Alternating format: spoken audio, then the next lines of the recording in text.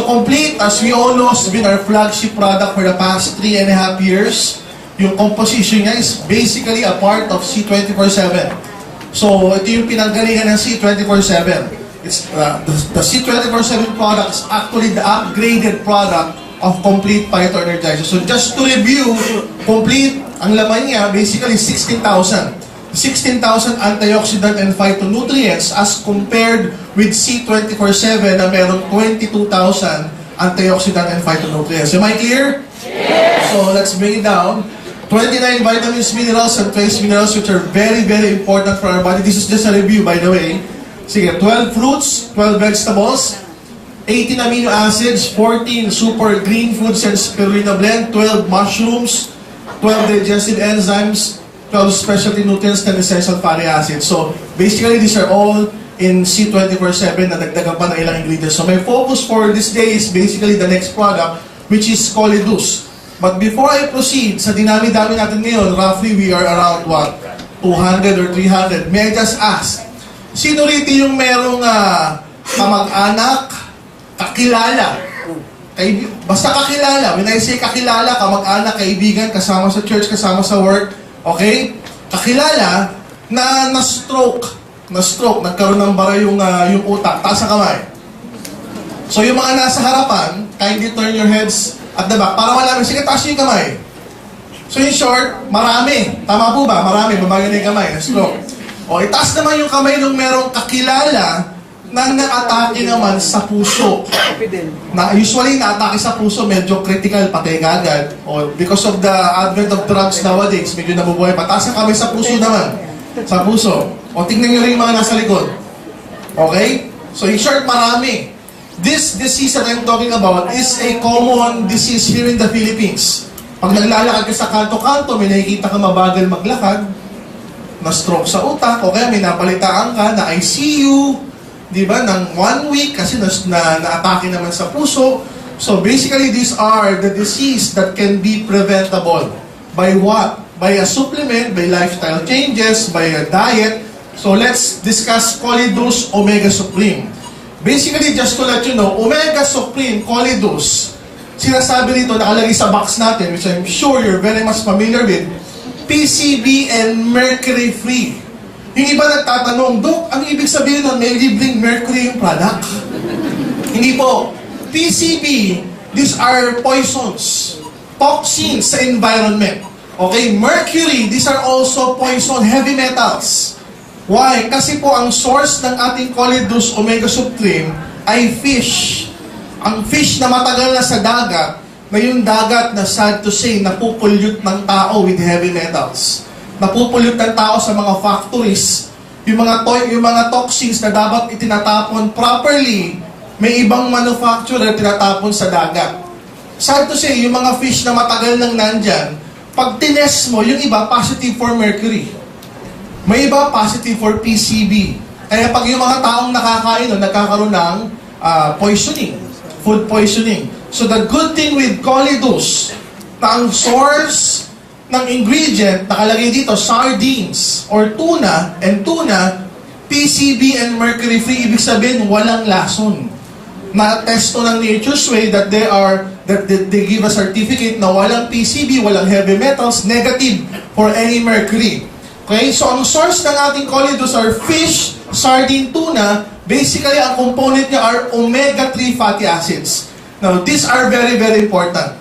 Anong omega-3 fatty acids? Dalawa lang yan. We call it the DHA and EPA. Guys, I hope you would remember this. Ayan. Okay? DHA and EPA. So now, you will memorize ano yung DHA. Ano yung DHA? Docosahexaenoic acid.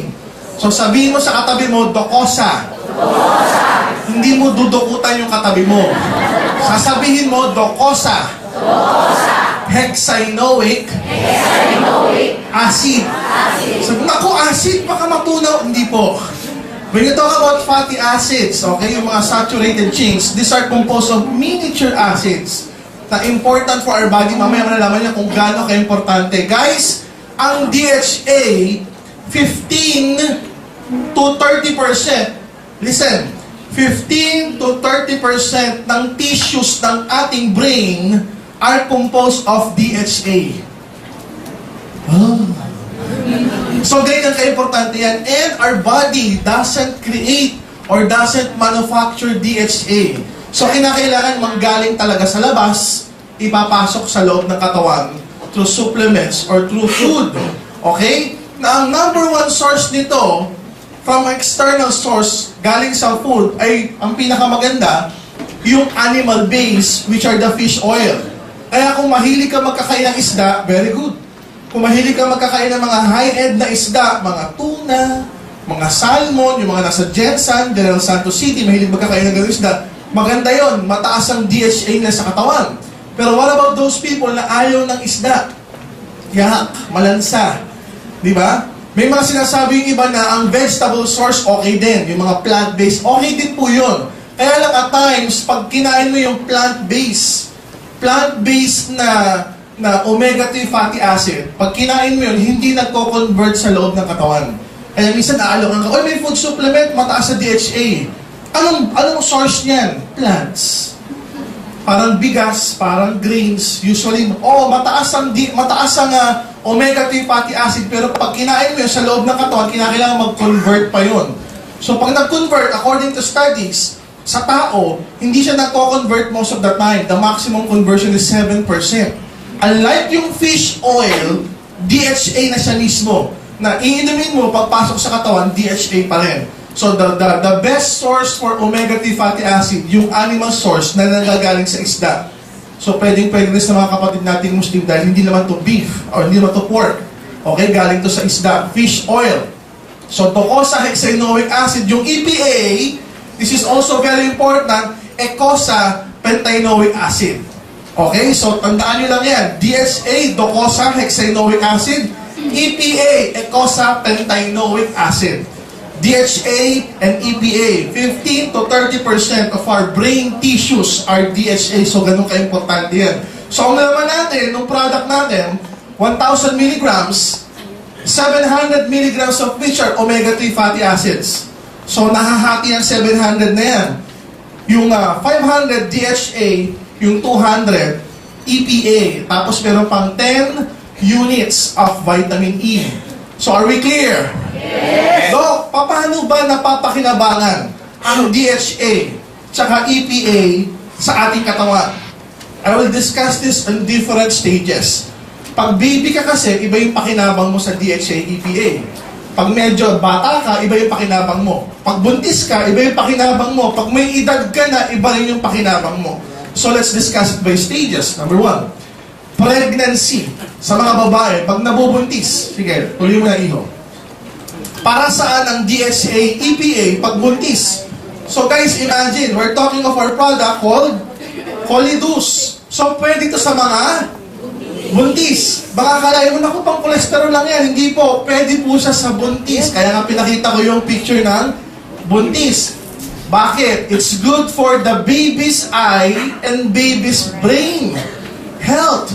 So kahit nasa loob pa lang ng tiyan yung baby, na-utilize na yung DHA saka EPA. Guys, this is the sad news. Okay, listen to this. Sa mga babae na mabubuntis at bubuntisin pa. At magpapabuntis pa. Since as a human being, guys, girls, meron kang natural na DHA sa loob ng katawan. Pag nag-create ng baby sa loob, yung DHA ng nanay napupunta sa baby. So medyo sad to say, kawawa yung nanay. Paano yan kung yung nanay mababa na DHA sa katawan? Ano pa yung makukuhang DHA na pambata?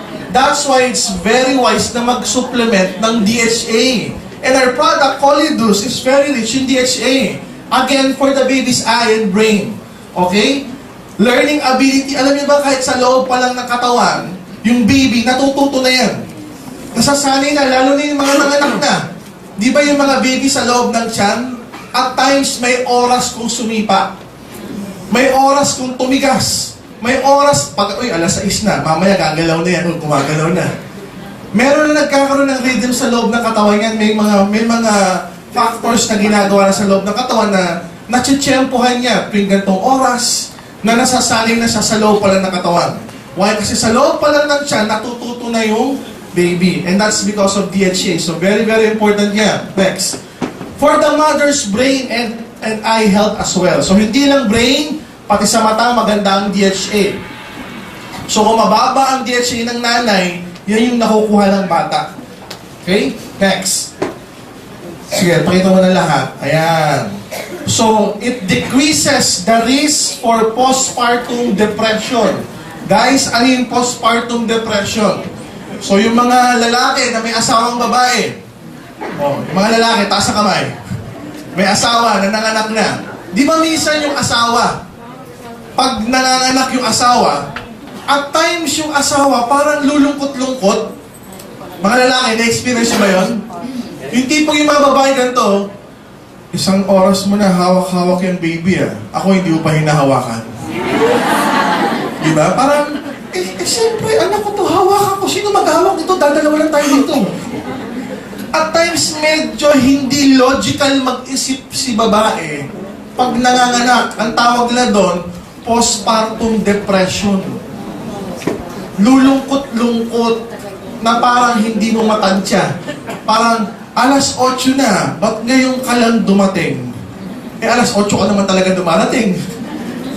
May mga ganun, why? Kasi nga yung DHA ng bata na nanggaling sa nanay, nung ipinanganak, masyadong malaki yung nawala sa nanay. Gaano kalaki? Usually, a normal female, pag nanganak, it would take that female 1 year para ma-recover yung normal amount ng DHA sa utak. So mga tatay, in short, for pag nanganak si Mrs., may 1 year na pwede siyang mag-gain lulungkot-lungkot. But hindi mo na, porket nanganak at nabuntis mo na ako, hindi mo na ako dinidate. May mga ganun. O yung mga asawa, naririnig niyo ba yun? Yes. So maunawaan mo na. Maunawaan mo na normal pala. I don't know if you've heard of the news before, si Brooke Shields, yung Hollywood celebrity. Nanganak siya. After 2 to 3 weeks, yung anak niya, bitinapon niyang ganun. Dahil na-depress siya. Tapos sinabi niya yun sa Oprah, sinabi niya yun sa Ellen, na during that time na nanganak siya, nade-depress siya. Why? Bababa yung DHA sa katawan niya. So habang nagbubuntis pa lang, hindi pa yung pinapanganak, dapat mag-iinom na nun. Para pag nanganak siya, makaiwas sa postpartum depression. Na iba tawag niya postpartum blues. Lulungkot-lungkot kasi. Okay? And then cognitive development ng bata. It really helps with the cognitive development ng bata. Infants will have improved sleep kapag nanganak na. Dahil sa mataas yung DHA nung nasa loob pa lang ng siyam. And it increases the infant's immunity pag nanganak na. Next. Okay. So ang recommendation para sa buntis, 2 Colidus everyday. Okay? Guys, ako po, nung nilaunch natin yung Colidus, 2 na po yung anak ko. Nung nilaunch natin yung Colidus, nagkaroon pa uli ako ng 2 anak. So, ang anak ko, 4 na. So, nakakatawa, yung huli kong 2 anak, napakatatalino. Lalo na yung pinakabulso ko ngayon, 1-year-old pa lang lalaki. At 1-year-old, marami nang nagagawa, na hindi nagagawa nung una tsaka pangalawa kong anak when they were 1-year-old. So, ang laki ng improvement. So, yung mga nanay dyan na mabubuntis pa, o may kilala kayo, alokan nyo na, sabihin nyo, buntis ka, pampatalino ng anak mo to. Colidus reduces bad cholesterol Diba? Sabihin mo kasi may DHA yan. Alam mo ba yung DHA? Docosa. Hexanoic acid. O, sipin nyo, alam nyo na. Para ka ng doktor ngayon. Okay, marami pa ako kayo tuturo.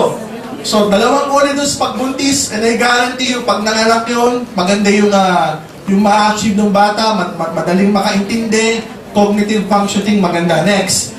So, pag nanganak na, during lactation, nanganak ka na. Okay, during lactation, it increases, ayan. It increases, still increases the DHA, EPA from the mother's breast milk. So, pag nagpapadede yung nanay, mataas pa rin yung DHA doon sa breast milk na tinatransmit mo sa anak mo. So, continuous pa rin yung pag-nourish ng DHA tsaka EPA sa loob ng katawan. Why? For better visual acuity even at 4 months old.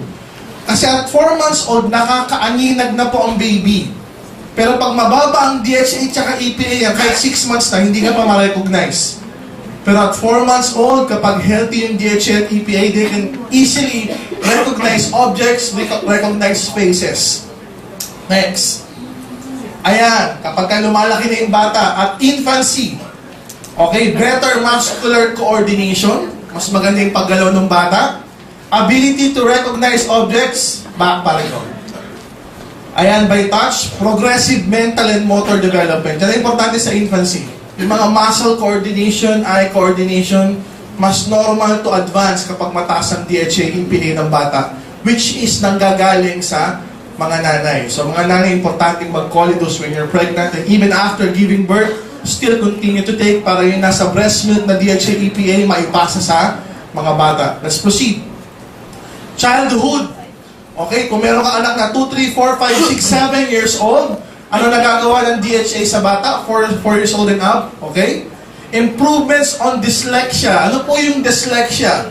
It's a brain disorder na kahit turuan mo lang ABC, magbasa at magsulat yung tao, hindi siya makapagbasa. Tinuro mo na A, B, B, C, C. Pag tinuro mo yung A, hindi na alam. Hindi na alam. Si Tom Cruise. Tom Cruise may dyslexia. Pag binigyan mo ng script yun, hindi niya mababasa. May nagdidictate sa kanya kung ano yung script. Tom Cruise na yan. Kung ano yung sasabihin. May mga ganong brain disorder. Kahit turuan mo ng turuan ng ABCD, mauulit niya. Pero pag pinabasa mo uli yung mga words, hindi niya ma-recognize. Hindi maalala ng brain. May ganong mga ganong sakit.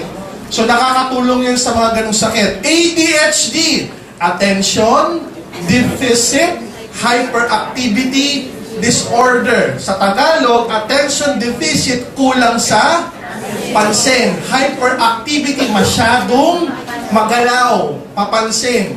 Nakakita na kayo ng ganung bata? Yes. Di ba pag nagsalita, times 3, times 4 kagad? Di ba? Ate pasalubong, ate pasalubong, ate pasalubong, ate pasalubong.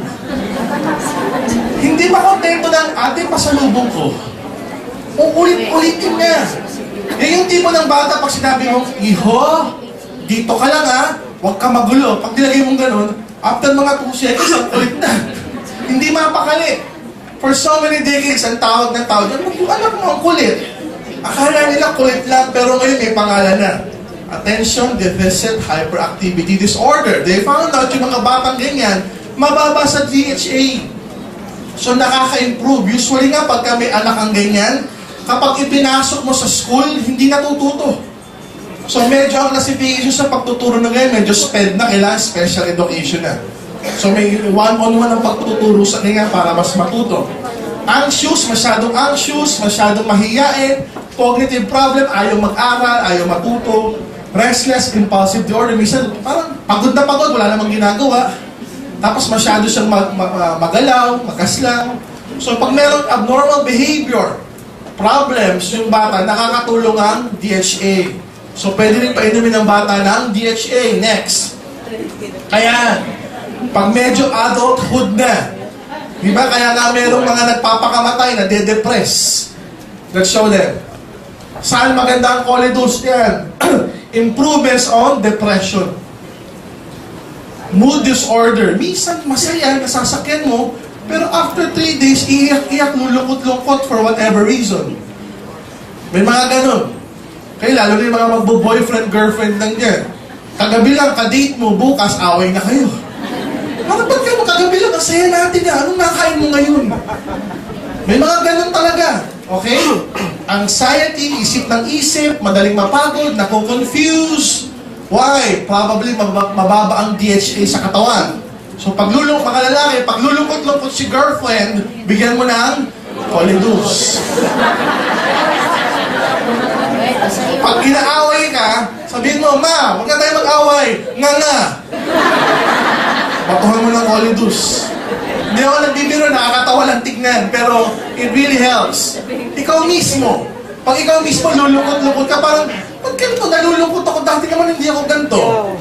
Maybe, mababa na yung DHA sa utak natin o sa blood flow natin, so kailangan mag-supplement. Adulthood yan. Next. Eto na, pag matanda na, when we age, pagka nagkakaedad, mas maganda na yung at mas marami yung functions ng DHA, EPA o ng choledo sa ating katawan. Like what? Let's show them. It enhances weight loss. Nakakatulong palang pampapayat ng DHA. Particularly, it can decrease yung belly fat, yung nasa tiyan. Kasi mas malaki yung belly fat, mga kalalakihan, mga kababaihan, mas malaki yung tiyan, mas mataas yung chance na atakihin. Okay? Kaya pag nakikita ka nung maliit yung dibdib, tapos malaki yung tiyan, di ba yung mga ganon? Ba't kakaiba? Hindi proportion. Akala mo lalaking buntis, mataas yung chance na maatake yung ganon. Pero wag mo na masabihin na porket payat ka, hindi ka atakihin, pwede ka rin maatake. Okay? What else? Aids in joint functions. So maganda rin pala ito sa mga rayuma, arthritis, yung pagluko mo na kung sakit. Okay, nakakatulong din ang DHA at EPA dyan. What else? Ayan, it can decrease the risk of stroke by up to 31%. Stroke, mabarahan yung ugat sa utak. Mamaya makikita niyo yan. What else? It can decrease by 45% yung risk ng sudden cardiac death o atake sa puso or myocardial infarction at natawag. Yung nabarahan, ugat naman sa puso. Okay? There was a study done. Kinumpara yung lifestyle ng mga Amerikano. Ano ba lifestyle ng Amerikano? Nag-yosi, umiinom ng alak. Ang lunch, ang breakfast, ang dinner, usually high-fat diet. Gaano ka high-fat? Burger, french fries, di ba? Samantalang kinumpare naman yung buhay ng mga Hapon. Na ng Hapon, araw-araw ang pagkain, sushi, sashimi, tuna, mackerel, isda, everyday. So they found out yung mga Hapon sa Japan, pag tumanda, payat. Pag tumanda, normal ang blood pressure. Pag tumanda, normal ang blood cholesterol. Hindi overweight at bihirang magkaroon ng cancer. Samantalang ang mga Amerikano, pag tumanda, obese, overweight, mataas ang cholesterol, may mataas ang chance na ataking sa puso, mataas ang chance ataking sa utak, mataas ang chance magkaroon ng cancer. So by diet alone, dahil mahilig sila sa isda, pag tumanda, yun na nga, lean, payat. Kasi nga nakaka-decrease ng belly fat. Okay? What else? Ayan, yung pagkain. Triple, quadruple burgers. Ang daming cheese. Di ba? Alam niyo ba sa US, may tinatawag, di ba dito sa Pilipinas, may small, medium, large. Sa US, may tinatawag na super size. Hindi large, super size. Hindi upsize, super size. May mga ganun sa US. Super size fries, super size burger. So nakakatakot yung mataas masyado sa cholesterol. Okay? What else? Smoking. Ang smoking, guys, ayaw. Ang smoking, nakakatigas ng linings, ng endothelial linings. If this is the blood vessel, merong inert, okay, may inert capability yung blood vessels na mag-expand, na lumobo pag kinakailangan. Pero ang smoking, ang ginagawa niya, guys, pinapatigas niya yung linings ng mga arteries, ng mga veins. So what will happen? We'll show you next. So try to quit smoking. Let's discuss stroke. Ano ba yung manifestasyon or manifestations of stroke? Gumawa ng acronym para at least makatulong ka pag nakakita ka ng taong ganito. They call it FAST. Number 1, face. Nagkakaroon ng facial deformity. Hindi pumapantay yung mukha. Nakakita na kayo ng ganon. Pag nagsalita, yung kabilang bahagi lang gumagalaw. Yung kabilang bahagi ng mukha naiiwan. Okay? Arms. Hindi maigalaw. Parang ba't ganon? Hindi ko nagagalaw yung kamay ko. Nahihirapan. Okay? Nawawala ng pakiramdam, sensory, nawawala ng panggalaw, motor. Sensory, motor, nagkakaroon ng problema. Speech, slurred, nabubulol. Ay, ganoon. Taling na ako sa ospital. Kailangan tumawag ka na. Huwag mo na antayin lumala pa. Tumawag ka na ng doktor, tumawag ka na ng barangay, daling nyo na sa ospital para matulungan. Why? Kasi nagbabara na yung sa utak. Stroke sa utak yan. Nagbabara na yung sa utak. Ano ba itsura nun? Let's proceed. If this is the brain, guys, ang utak natin, as I mentioned earlier, 15 to 30% ng tissues niya, ano laman?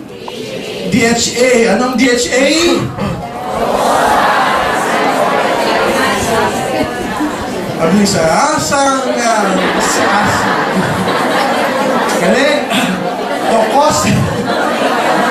Docosa hexanoic acid.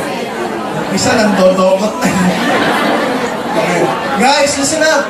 Our parts of our brain are different. There are different parts of the brain. Depende kung ano yung mababarahan o magkakaroon ng dugo, depende yan kung ano yung magiging resulta. Kunwari, eto, Broca's area, motor speech, dito ka nabarahan. Hindi kayo makapagsalita o bulol ka. Kakaibang klase yung pagkabulol mo. Kunwari, nabarahan naman dito, frontal, association area. Pag nabarahan yan, hindi ka makarecognize ng kakilala mo. Mga misis, pag naatake si mister, kamusta ka na? Sabi ni mister, dito ka. Sabi mo lang ko, sa frontal area ka nabarahan. Hindi mo ako makilala. Tapos may lumapit na ibang babae, asawa ko. Yung ibang asawa na alala. Okay, pagka naman dito yung nabara, language comprehension naman yung magkakaroon ng problema, di ba? Iba-iba, visual area, pwedeng bulag yung isang mata niya, iba-iba, depende kung saan mababarahan. Guys, our brain is a very complex matter.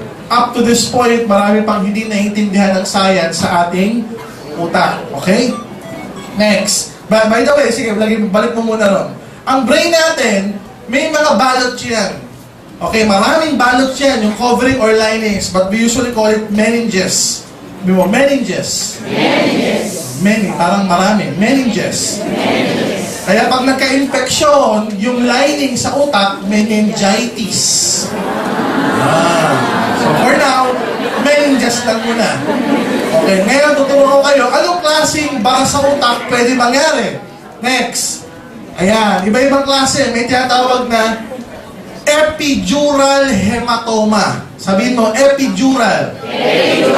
Ibig sabihin yung pagdudugo o yung pagsabog ng artery sa labas ng meninges. Ayan, nasa labas. Epidural. Wala sa loob ng utak. Nasa labas yung artery, papasok sa utak, pumutok, doon, ayan, yung blue yung meninges, yung blue. Doon sa labas yung hematoma. Kaya ang tawag, epidural hematoma. Nasa labas, epi. Okay?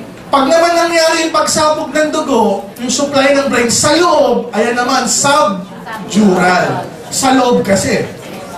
Pag nangyari naman, yung sa loob ng brain, yung nangyaring pagsabog ng dugo na nagsusupply sa brain, intracerebral hematoma. Pag sa labas, epi. Sa loob, sa loob na loob, intracerebral hematoma. Eh bakit ganon? Ano man yung putok, nagkakaroon ng problema kasi nagkakaroon ng pressure. Isipin mo, ang normal, walang pula-pula. Walang space. Dahil nagkaroon ng pula, dumugo, yung part ng brain napunta ron. Napipit-pit paloob. So tumataas yung pressure. Kaya usually yung mga na-atake sa utak, may stroke, mataas ang blood pressure. Binibigyan ng gamot, pampababa ng blood pressure, iba binibigyan ng pampaihi. Para pag umihi ng umihi, bababa yung pressure ng katawan, bababa yung pressure ng utak. Okay? So next. Ayan, so next muna. Kaya pag nakita kayo ng CT scan, yan yung normal. Eh nakita nyo sumabog, nagkaroon ng pagdudugo sa loob. Ano yan? Intracerebral hematoma yan. So pag kami nagsabi, kapit-bahay na stroke, sige nga, patingin ng CT scan, tignan mo gano'n. Sa gitna, may intracerebral hematoma. Para kami yung doktor. Okay, yan ang itsura ng CT scan. Okay, ang normal, ganyan. Wala kang lesion na wala kang puti na makikita. Yung pagdudugo, usually puti yan. Ayan, ganyan. So ito, sa loob na loob. Hindi epidural sa labas, hindi subdural sa loob, hindi, sa loob na loob siya. Intracerebral. So, i-back mo lang muna.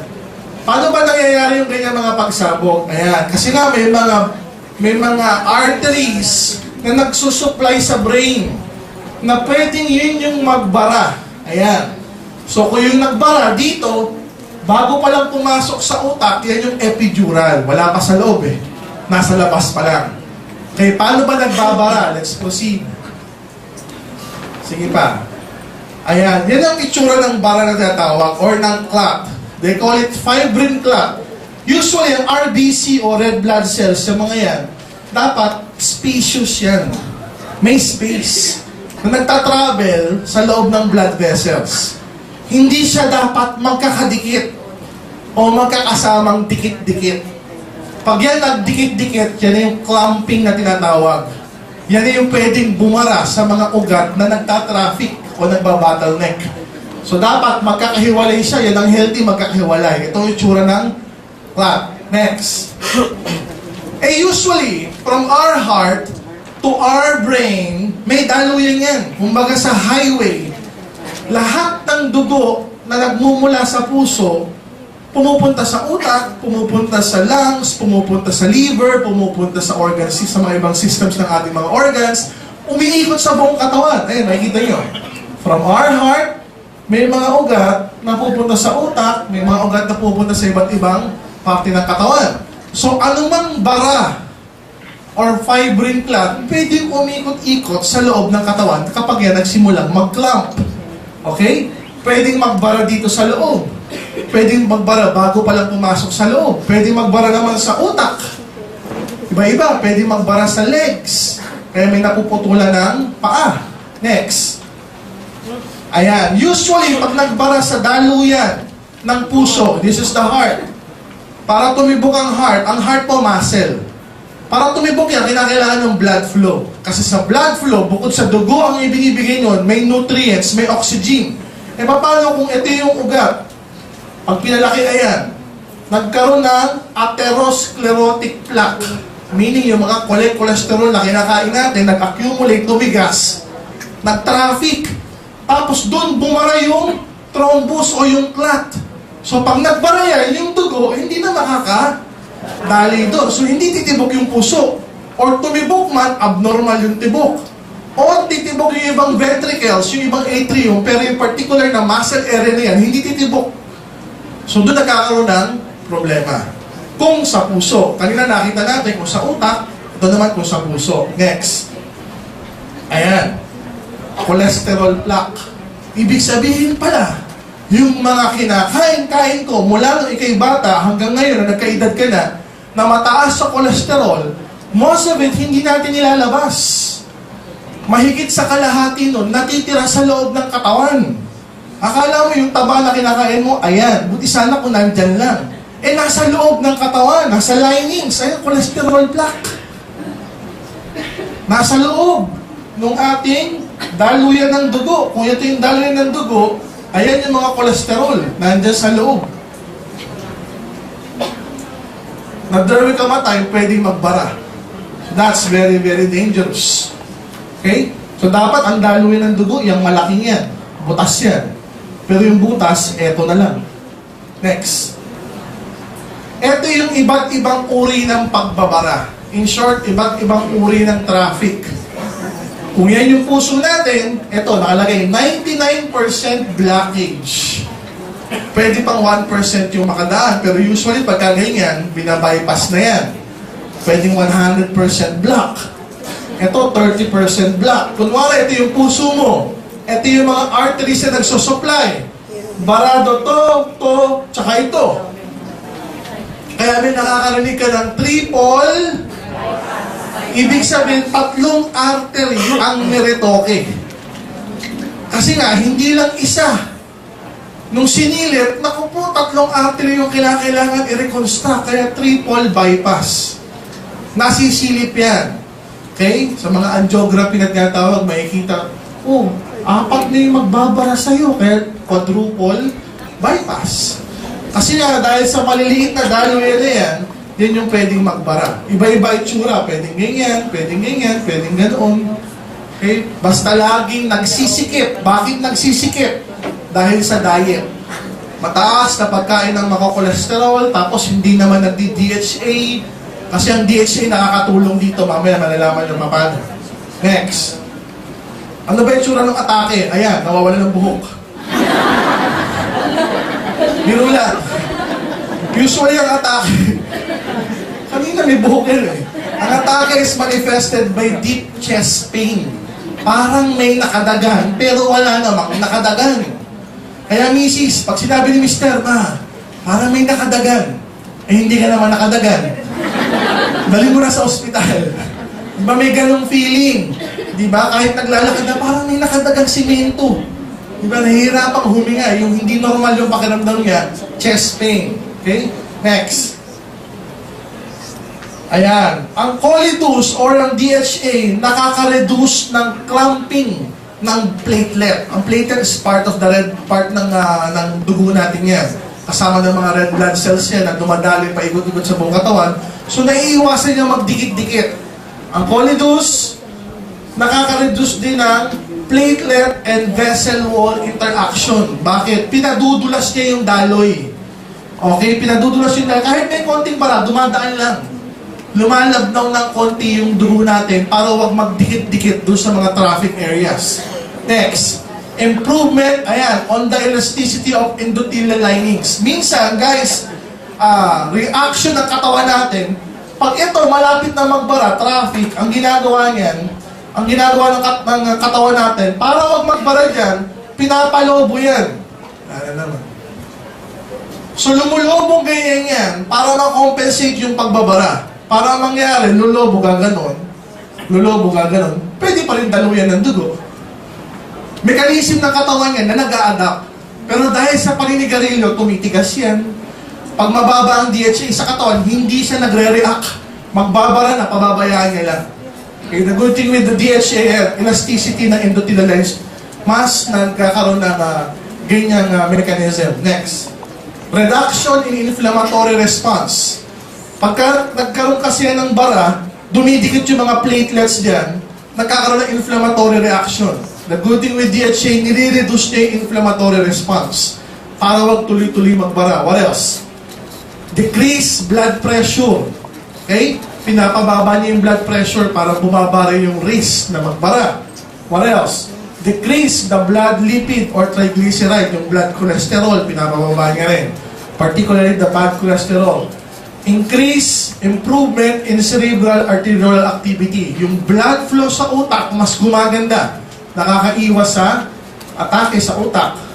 Decrease blood viscosity. Yan, pinapalabnaw yung dugo. Yung lapot, pinapababa niya. So, lumalabnaw ng konti. Next, decrease resting heart rate. Pinapabagal yung pagtibok ng puso para wag magkaroon ng atake, whatever. Next. Usually, kapag nagbara, yan yung itsura. May pagbabara malapit sa paa, nabubulok, nagagangrene. Okay, yung buong paa, isang daliri lang sa paa, pwedeng yung sugat matagal gumaling. Bakit? Barado kasi yung blood flow ron, walang pakiramdam yung kamay, walang pakiramdam yung paa. Actual picture would be looking like this. Akala mo nasunog.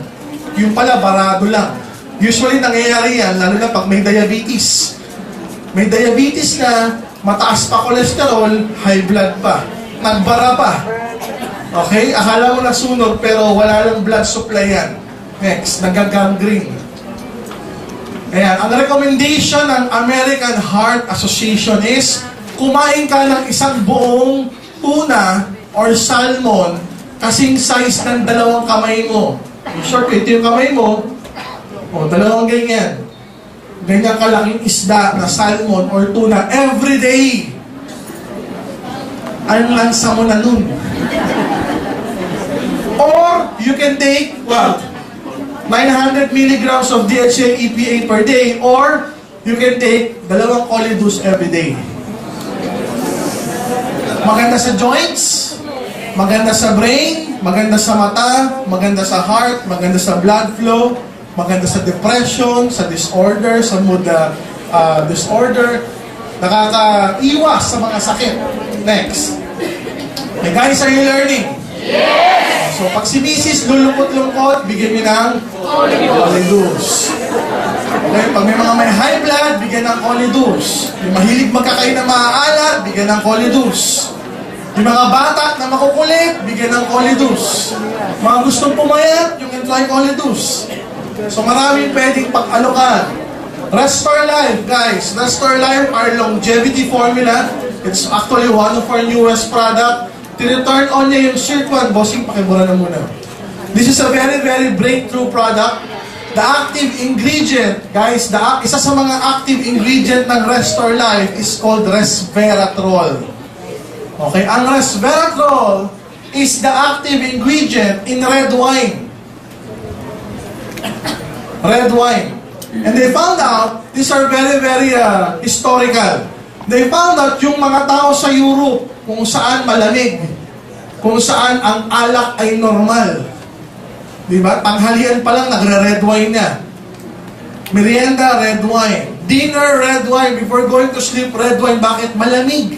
Yung alak, nagpapainit ng katawan. They found out yung mga tao sa Europe, red wine ng red wine, pag tumanda, lean. Hindi mataba. Lean. Okay? Whereas, pag tumanda, normal ang blood pressure. Pag tumanda, mahaba yung buhay. By what? Mahaba yung buhay by 35% as compared to the people in US. Ang mga tao sa US, yun na nga, ang diet, burger, french fries, colas, beers, na wala namang resveratrol. So pag tumanda yung mga Amerikano, obese, overweight, mataas ang cholesterol, may cancer, may diabetes, may high blood. Samantala ang mga European, mas mahaba ang buhay ng 35%. Wala silang makitang pagkakaiba in diet, kundi red wine. Kasi ang mga European, mataas din sa cholesterol ng diet, steak. Diba? Mga steak, T-bone, sirloin, diba? Cheese. Mataas sa cholesterol yung mga yan. So they both have high cholesterol diet, Americans and Europeans. Pero ang Europeans, pag tumanda, payat. Ang Amerikano, pag tumanda, obese. So wala silang makitang difference other than red wine. And when they found out ang active ingredient ng red wine, resveratrol, true enough, when they tested sa mga organisms, okay, iba't ibang living organisms, pare-pareho humaba buhay by 30 to 60%. So naglabasan ng mga supplements based on this particular ingredient called resveratrol. Now, this particular doctor named Dr. David Sinclair, he is a Harvard researcher. Pag sinabing Harvard, sikat o hindi sikat? Sikat. Sikat. So for so many years, for the past 10 to 20 years of his life, he dedicated to resveratrol. Okay? Recently, 2006, guys, 2006, binili ng isang pharmaceutical company, yung company ni Dr. David Sinclair. Glaxo. Are you familiar with it? Yes. Ang buong pangalan niya, GlaxoSmithKline Beecham. Tatlong company na nag-merge together. Pharmaceutical. Binili yung company ni Dr. David Sinclair ng $800 million. Why? They are launching a drug. Drugs na. Hindi na food supplement. They're launching a drug based on resveratrol na ni-research yan. So usually kapag drugs, matagal bago i-launch yan. Kasi may mga clinical studies, may testing pa, gaano karaming milligrams, blah blah blah, ang tagal. So bago nila i-launch yun, tayo nag-launch na supplement-based lang. Pwedeng mainom. Okay? Pwedeng gawing supplement, inumin on a daily basis. Why? Ano ba ginagawa ng... By the way, ang ingredients natin, ang main component or source ng ating resveratrol, Japanese knotweed. Okay, it's an herb from Japan and from Asian countries, knotweed. Ang tawag doon, premium red wine extract, grape seed extract, concentrated red wine powder. You might be seeing, Doc, may red wine powder. Tapos may premium red wine extract. E di may red wine component yan. Yes, pero certified na walang alcohol. Kaya meron tayong halal certification for this. Kaya baka sabihin nyo, naku, baka malasin ako pag ininom ko yan. No. Wala siyang alcohol content kasi ang in-extract lang yung active ingredient, which is the resveratrol. Next. Ano ba basically nagagawa ng Restore Life sa ating katawan? When you talk about heart disease, it can reduce inflammation, prevent oxidation ng bad cholesterol para wag tumigas, wag magkaroon ng cholesterol plaque. In the future, wag magkaroon ng atherosclerotic plaque na nakita nyo kanina. Therefore, it decreases the incidence of heart attack, cancer. Ayan, it limits the spread of cancer cells para wag nang mag-metastasize from one organ to another kasi mababalitaan nyo, may breast cancer. Tapos yung cancer sa breast, lumipat na sa brain, lumipat na sa liver. So ito, it limits yung pag-spread ng cancer. What else? It triggers the process of cancer cells death. Nakakatulong mamatay yung cancer cells by going to the process of apoptosis. Yan yung cancer death. Alzheimer's disease, yung nagiging makakalimutin, ulyanin sa matatanda. It protects the nerve cell from damage. Okay? What else? Diabetes. Nako, to maganda sa diabetes ang Restore Life. Okay? It prevents insulin resistance. Okay? Yun yung precursor ng diabetes mellitus. Ano pa? Activate SIRT1 gene. Yan yung pinaka-importante sa lahat. Why? Ano ba nangyayari kapag na-activate yung SIRT1 gene? Nare-reverse yung aging process. And when it reverses the aging process, lahat na ng sakit nare-reverse. Kasi yun naman ang manifestation ng pagtanda. Nung bata ka naman, wala ka namang arthritis. Nung bata ka, wala kang diabetes. Nung bata ka, wala kang high blood. Nung bata ka, hindi mataas ang cholesterol mo. Nung bata ka, hindi ka ulyanin. Nung bata ka, wala kang cancer. Pero nung nagtandaan, doon na nagkaroon ng manifestation ng kung ano-ano sakit. With the activation of SIRT1 gene, nare-reverse yung aging process, thereby reversing all of the diseases that you have. Okay? So it's also a good supplement. You can take it every day, once a day, 2 times a day, 3 times a day, depending kung ano yung kalagayan mo. Live-in. Okay? The world's first coffee cuticles. Kaya tinawag na coffee cuticle. Why? Ayan. By the way, sige, balik mo muna, bossing. Balik mo muna. By the way, ang coffee natin, maraming species ng coffee, but we choose to use yung Arabica. Why? The Arabica species ng kape. Kasi yung Arabica, yan yung pinakamasarap, number 1. Number 2, yun din yung pinakamahal. Number 3, yan yung pinakamasarap yung amoy. So, hindi tayo gumamit ng hindi premium na species ng kape. Ang ginamit natin, the premium, which is Arabica. Coffea Arabica. And also, ang kape natin, guys, mayroong component na complete phytoenergizer. So, hindi lang siya 3-in-1, hindi lang siya 5-in-1, hindi lang siya 20-in-1, hindi lang siya 50-in-1. Lahat na nandiyan na. Lahat ng ingredients ng complete phytoenergizer nasa ating kape. Maliwanag po ba? Yes! Next. Naturally, guys, ang coffee may antioxidant mismo. So, ang kape mismo, guys, before, nagkaroon ng study na ang kape masama raw sa katawan. Dati yun. Pero now, kinakain na nila yung salita nila doon. Now, according to Harvard, maraming good effects. Itong sasabihin ko from Harvard research. Maraming good effect ang kape sa ating katawan. Why? They found that kape mismo, even without the complete phytoenergizer, may antioxidant na siya, which they call kinins. Okay? Kinins. Okay, parang kilig. Kinins. Meron din siyang chlorogenic acid, meron din siyang tocopherols, parang vitamin E, tocopherols. Okay? Yan yung inert antioxidant ng kape. Kaya nga, pagka nakikita mo yung commercial ng mga kape ngayon, ano mga sinasabi na sa commercial? According to studies, coffee has more antioxidant than green tea. Kasi mas unang sumikat na yung green tea, healthy. Ngayon, bumabawi yung mga manufacturers ng coffee. Why? Because it's true. Mas maraming antioxidant ng kape kaysa sa green tea. Hindi pa lang nila ginagamit ito as a marketing spill. Ngayon, ginagamit na nila ng mga Nescafe, ng mga Nestle, so and so. Yan yung mga antioxidant ng coffee. Kinins, chlorogenic acids, and tocopherols.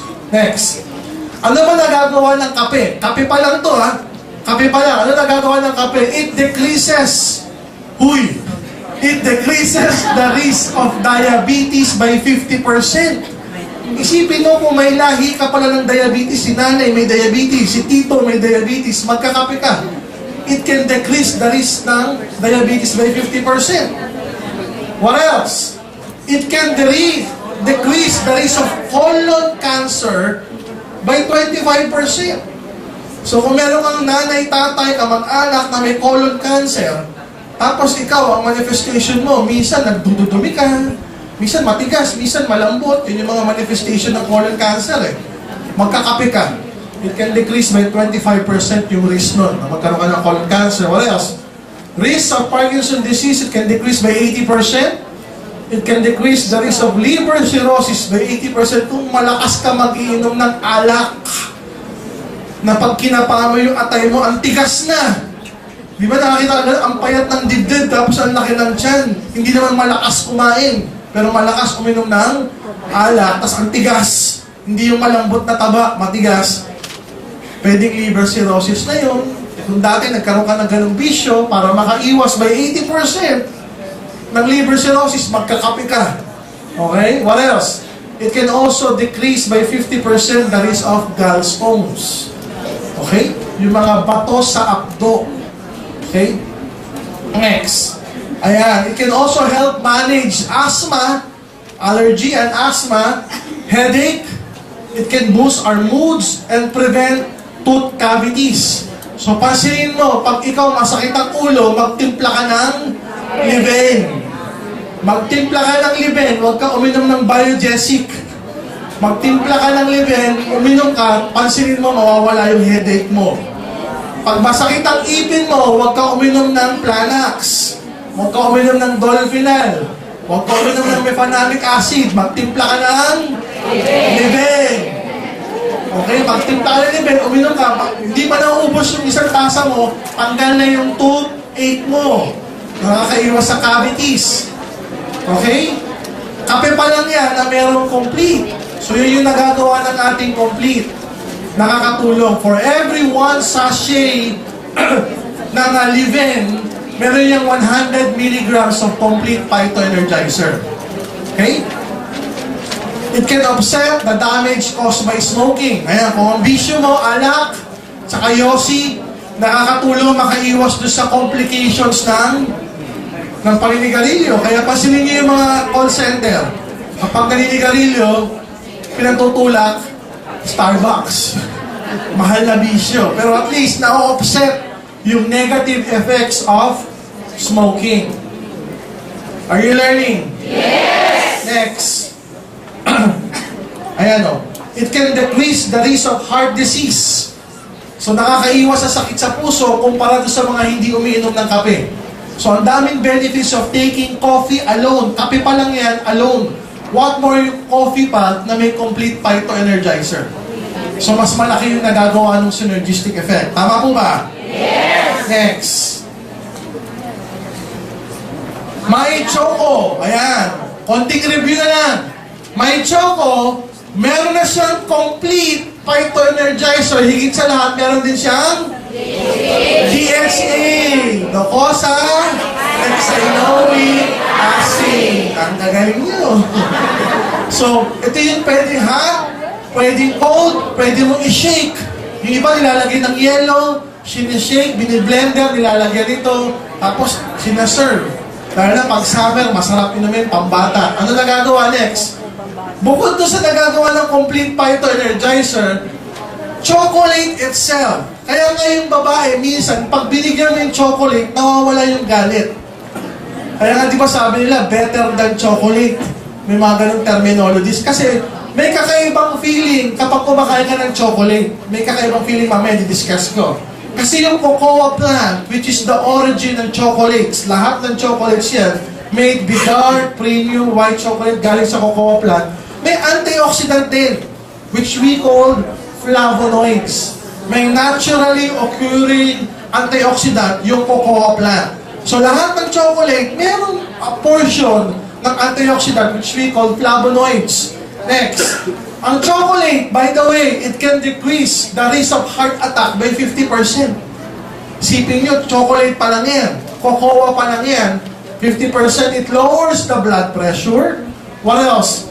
It prevents the oxidation ng bad cholesterol ng LDL. Ayan, it prevents platelet clumping. Ano ba? Anti-inflammatory effect din, parang DHA. What else? Improve arterial blood flow. Pakita mo na. Enhances action of neurotransmitter like serotonin. Ayan. Help regulate mood and sleep. May effect siya sa mga neurotransmitters o mga messengers sa utak natin. Kaya pag may kumakain ng chocolate, may good feeling. Parang kang inaantok na masarap matulog, parang gumaganda yung pakiramdam mo. The good thing with our product, na may choco, meron pa siyang DHA na nag-synergize with that action. Meron pang complete that's synergize with this action. So, pwedeng pang bata para tumalili yung mga anak natin, bigyan na may choco, sabayin ng Holidus, may-maya, ito yung painom nyo. Okay, what else? Guys, are you learning? Yes! So, what we plan to do, guys, is to keep on doing this every Saturday.